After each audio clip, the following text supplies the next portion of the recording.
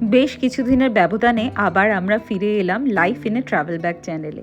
গত পর্বে আপনারা দেখেছিলেন আমরা আসামে কাজিরাঙাতে সাফারি করেছিলাম আর সেখানে কি এক্সপিরিয়েন্স আমাদের হয়েছিল। এরপর আমরা প্রায় কাজিরাঙা থেকে 7 ঘন্টা জার্নি করে এগিয়ে চলেছি মানাস ন্যাশনাল পার্কের দিকে। আর রাস্তায় আমাদের পড়েছিল জুবিন ক্ষেত্র। জুবিন গার্গের কথা আশা করি সবাই জানেন। জুবিন ক্ষেত্রর উপর দিয়েই আমাদের গাড়ি নিয়ে চলল মানাসের পথে।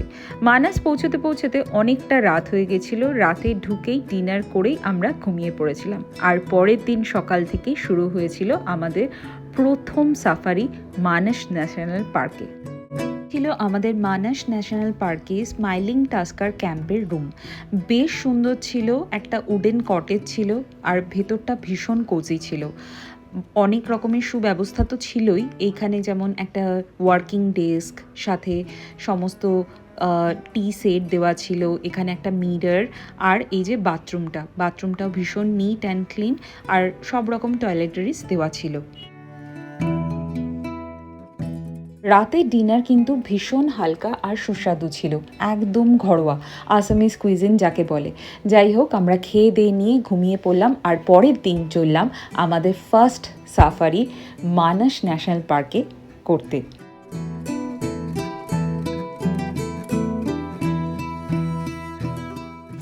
তো মানসে আমাদের ফার্স্ট সাফারি। এদিকে প্রচণ্ড কুয়াশা। দেখা যাক, এখানে ভুইয়াপাড়া আর বাঁশবাড়ি এই দুটো রেঞ্জেই মেনলি সাফারি হয়, আর আমাদের আজকে সাফারি কিন্তু বাঁশবাড়ি রেঞ্জে।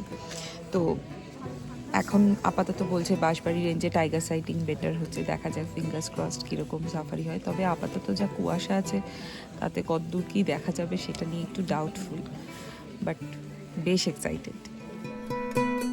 মানাসে আমরা উঠেছিলাম স্মাইলিং টাস্কার ক্যাম্পে, আর সেখান থেকেই আমরা সাফারি বুক করেছিলাম। আমাদের পার সাফারি 4 জনের জন্য টোটাল জিপে লেগেছিল 5,200 টাকা।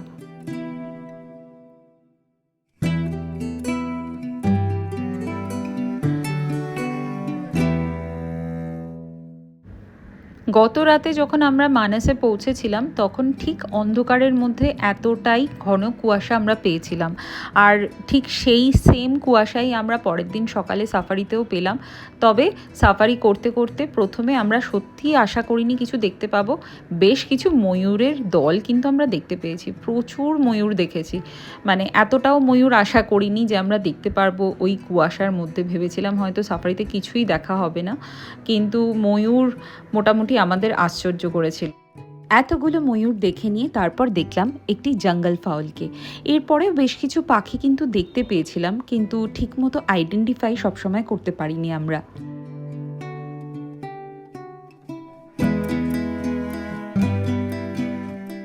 তবে সেদিনের বেশ ভালো সাইটিং ছিল এই Indian giant squirrel.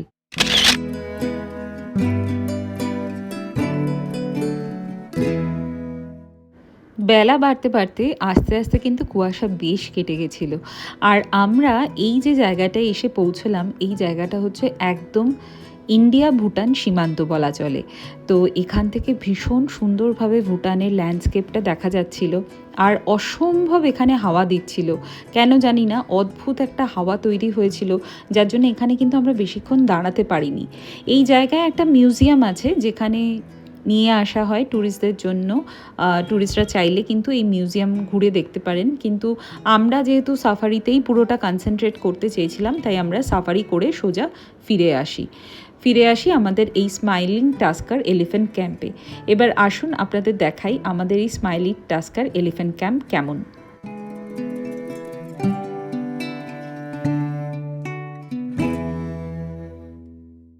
Smiling Tusker elephant ক্যাম্পে 2 ধরনের রুম ছিল, একটা মাচা টেন্ট যেটা আমরা ছিলাম, এই যেটা দেখতে পাচ্ছেন, আর কটেজ ছিল।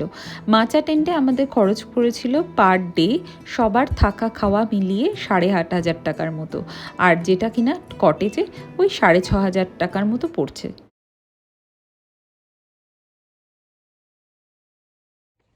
তো এখন তো আমরা রয়েছি স্মাইলিং টাস্কার এলিফ্যান্ট ক্যাম্পে, আর এখানে মানাসের সাফারি সকালবেলা দেখলেন আপনারা কীরকম হয়েছে। প্রচণ্ড গ্লুমি ওয়েদার, প্রচণ্ড কুয়াশা, তার মধ্যে আমি এক্সপেক্ট করিনি কিছু দেখা যাবে। তাও একটা ওয়াটার বাফেলো, একটা জায়ান্ট স্কুইরেল এগুলো দেখা গেছে। বেশ কিছু পাখি দেখা গেছে কিন্তু আমরা ক্যাপচার করতে পারিনি। তো কারেন্টলি এখানে মানাসে যা ঠান্ডা সকালবেলা, তো এই ঠান্ডার মধ্যে কিন্তু অ্যাকচুয়ালি সাফারি করলে খুব একটা দেখার চান্স কম, বরং আফটারনুন সাফারিতে কিন্তু সাইটিংয়ের চান্স অনেকটা বেশি।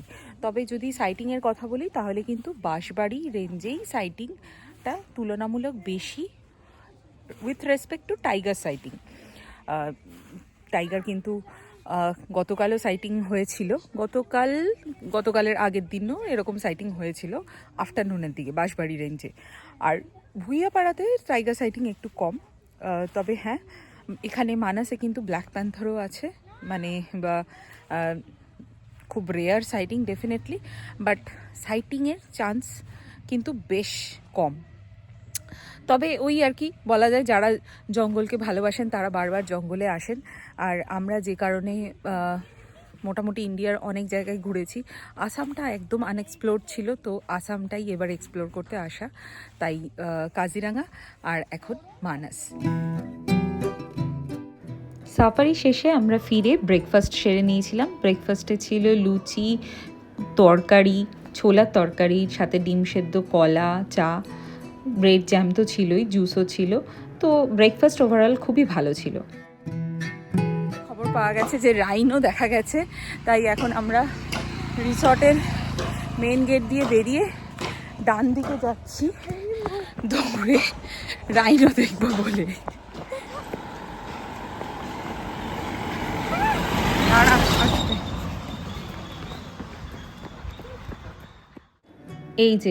এই হচ্ছে আমাদের ঠিক ক্যাম্পের উল্টো দিকেই মানাস ন্যাশনাল পার্ক, আর তার মধ্যে রাইনো।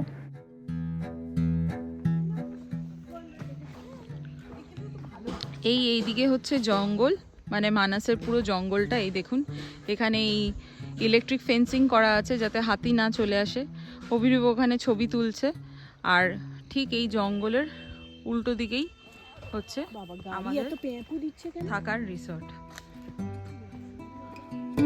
ক্যাম্পে ফিরে দেখলাম এক স্থানীয় দিদি এখানে বেশ কিছু জিনিস বিক্রি করছেন, মানে আসামিজ মেখলা, চাদর, ঘর সাজানোর জিনিস, কাপড় বেশ ভালো ভালো বিক্রি হচ্ছিল। আর এই যে দেখুন, আমাদের ঘর থেকে বারান্দা দিয়ে পিছনে ভীষণ সুন্দর একটা বসার জায়গাও আছে যেমন, আর এই বারান্দা থেকে ভীষণ সুন্দর এই চা বাগানটা দেখা যায়। মানে সারাদিন যদি সাফারির পরে আপনি রিল্যাক্স করতে চান তাহলে এই জায়গাটা থেকে আইডিয়াল কিছু হতেই পারে না। আর সব থেকে উল্লেখযোগ্য হচ্ছে এই চা বাগানে কিন্তু মাঝে মধ্যে ব্ল্যাক প্যান্থারও দেখা যায়। তারপরে আমরা চলে গেলাম সোজা লাঞ্চ করতে। লাঞ্চে খুব ভালো একদম খাবার ছিল, ঘরোয়া রান্না, ডিম ছিল, একটা পাবদা মাছ ছিল, আর সবজি ছিল। রেডি হয়ে যখনই বেরোতে যাব, আর ঠিক তখনই দেখি বাইরে চলে এসেছে হাতি। হ্যাঁ, একটু চলো। এই তো ও একদম তখন কাছে ছিল, তো ঘুরে গেল, ঢুকে গেছে। ওপেন ছিল বড় হাতি। এই তো এইবার ঘুরছে, অনেক বড় হাতি।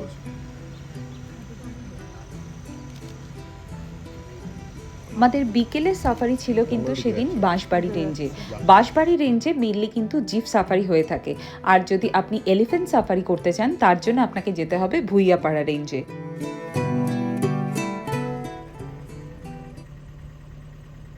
দেখাচ্ছি ব্ল্যাক প্যান্থার কোথায় বসে আছে, ঠিক এই জায়গাটা বসে আছে ব্ল্যাক প্যান্থার। এত দূর থেকে ভিডিওতে ডেফিনেটলি ভালো আসবে না, তবে চেষ্টা করব যদি ছবিতে একটু ভালো দেখানো যেতে পারে। এক অভাবনীয় মুহূর্ত, কোনো দিন আমরা কিন্তু এর আগে ব্ল্যাক প্যান্থার দেখিনি। আর সাফারি শুরু হতে না হতেই এইভাবে ব্ল্যাক প্যান্থারের সাইটিং অলমোস্ট আমরা কিন্তু স্পেল বাউন্ড হয়ে গেছিলাম। যাই হোক, যেটুকু ক্যাপচার করতে পেরেছিলাম সেইটুকুই আপনাদের দেখাচ্ছি। আর এরপরে কিন্তু ব্ল্যাক প্যান্থার ওই জায়গা থেকে চলে গেছিলো, আর তারপর আমরা এগিয়ে চললাম। আমরা কিছুটা গিয়ে দেখতে পেয়েছিলাম কিছু রাইনো, আর তারপর দেখতে পেয়েছিলাম একটা হাতি।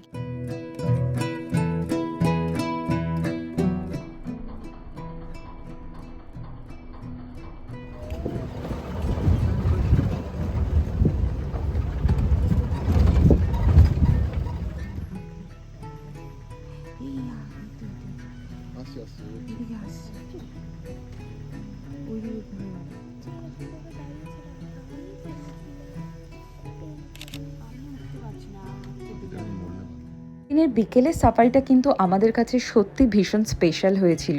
এই যেমন কিছু দূর গিয়ে আমরা দেখা পেলাম ক্যাবড ল্যাঙ্গুরের।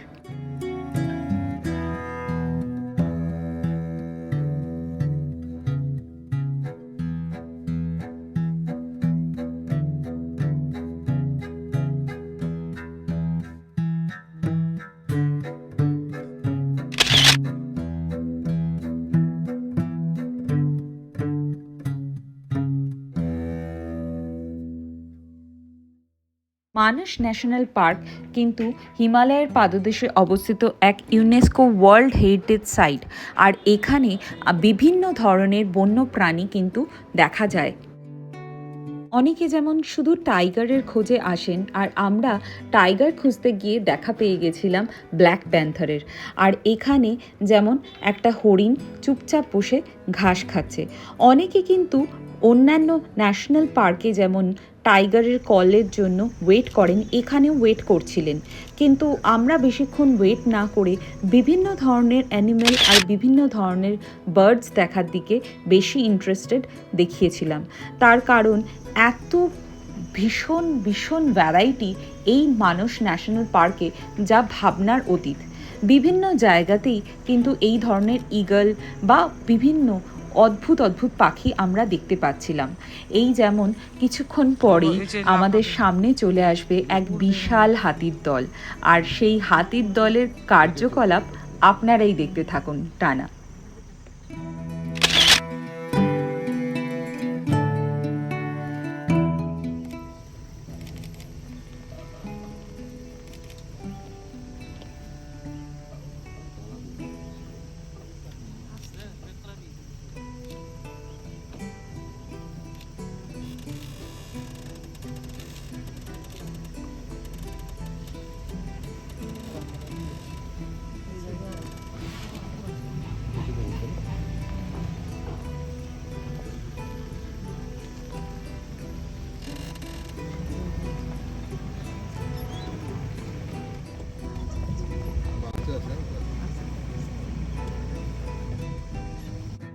এখানে দেখা যাচ্ছে একটি ছোট বাচ্চা হাতিরও কিন্তু বেশ ভালো বড় দাঁত হয়ে গেছে।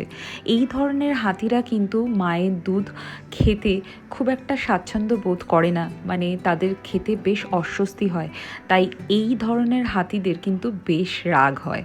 ছোটোবেলা থেকেই এরা যেহেতু মায়ের দুধ সেইভাবে পায় না, নর্মাল দাঁতবিহীন হাতি যতটা ভালোভাবে মায়ের দুধ খেতে পারে, এই ধরনের হাতিরা কিন্তু ততটা ভালোভাবে খেতে পারে না। মানুষের মতো হাতিও কিন্তু দুধের দাঁত নিয়েই জন্মায়, আর এই দাঁত কিন্তু তাদের 1 বছর হতে না হতেই পড়ে যায়। তবে যারা দাঁতাল হাতি হয়ে থাকে তাদের কিন্তু ওই 1 বছরের পরে আবার স্থায়ী দাঁত তৈরি হয়। এই যেমন এই ছোট্ট হাতিটার কিন্তু 1 বছর হয়ে গেছে, কিন্তু তারপরেও ওর দাঁত বেশ বড় হয়ে গেছে। তো ধরে নেওয়া যেতেই পারে এ যখন পুরোপুরি পূর্ণাঙ্গ একটি হাতি হবে তখন এর দাঁত কিন্তু বেশ বড় হবে, অর্থাৎ এই বড় হয়ে প্রপার দাঁতাল হাতিই হবে।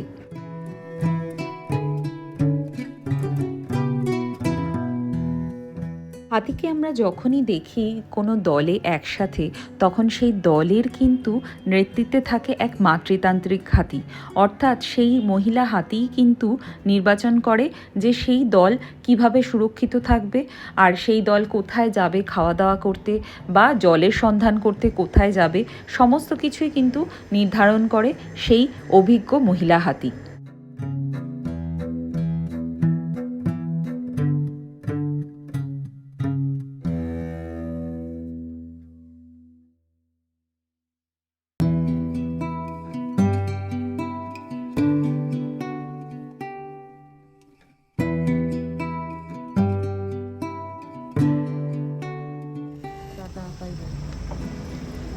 হাতির দলকে দেখতে দেখতে এরা যে কখন হঠাৎ করে আমাদেরই সামনে চলে আসবে সেটা কিন্তু আমরা বুঝতে পারিনি।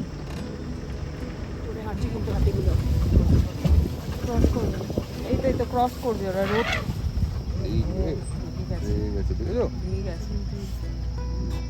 বাচ্চা আছে না সব? বাচ্চা আছে বলেই লেগে গেছে। এবার ঠিক আছে, এখন আমরা সেফ ডিস্টেন্সে আছি।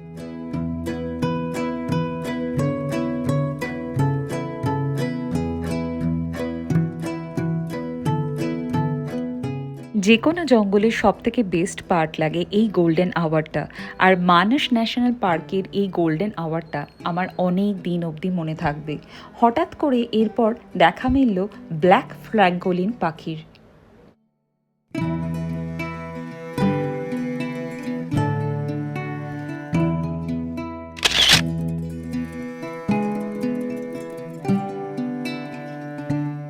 সেদিনের সাফারি আমরা শেষ করেছিলাম দুটো রাইনোকে দেখে, আর তারপরের দিন আমাদের সাইটিং ছিল ভুইয়াপাড়া রেঞ্জে।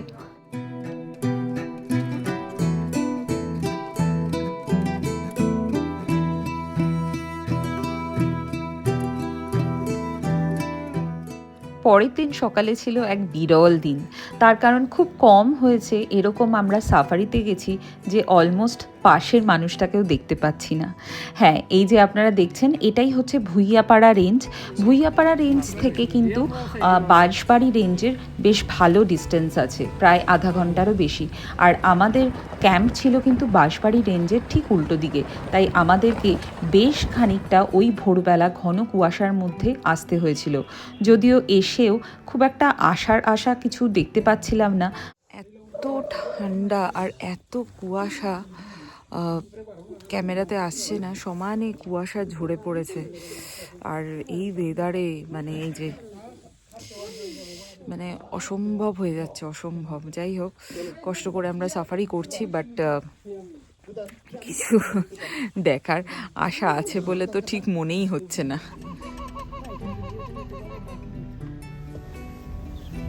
অনেকগুলো হাতি আছে, অনেকগুলো। এই ঘন কুয়াশার মধ্যেই কিন্তু বেশ কিছু হাতি লুকিয়েছিল, যদিও বেশ কষ্ট করেই হাতিদের দেখতে হচ্ছিল, কারণ খুব একটা স্পষ্ট যে বোঝা যাচ্ছিল তা না। এই হাতির দলকে ছেড়ে আমরা চলে গেছিলাম, তারপর সামনে পড়ল এই ওয়াইল্ড বাফেলো। এই ওয়াইল্ড বাফেলো হঠাৎ করে খেতে খেতে আমাদের দিকে তাকিয়ে বেশ খানিকক্ষণ ভ্যাবাচাকা খেয়ে গেছিল। যাই হোক, ফেরার পথে কিন্তু আমরা দেখেছিলাম সেই হাতি আমাদেরই রাস্তা ক্রস করছে।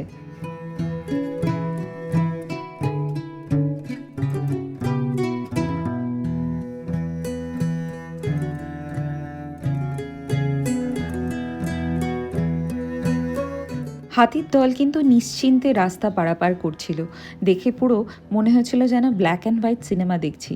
পুরো ঘন কুয়াশার মধ্যে আবছা রঙের হাতিগুলো একে একে চলেছে।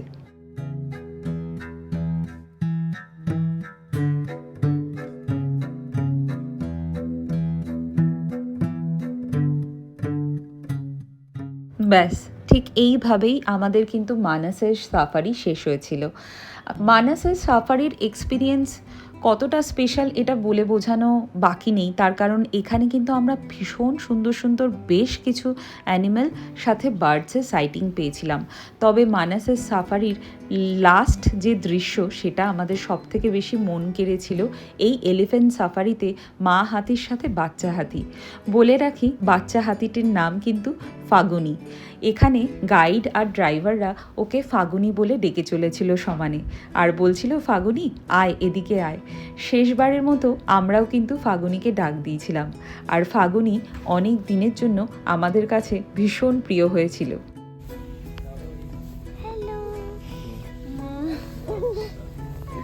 টাটা ফাগুনি।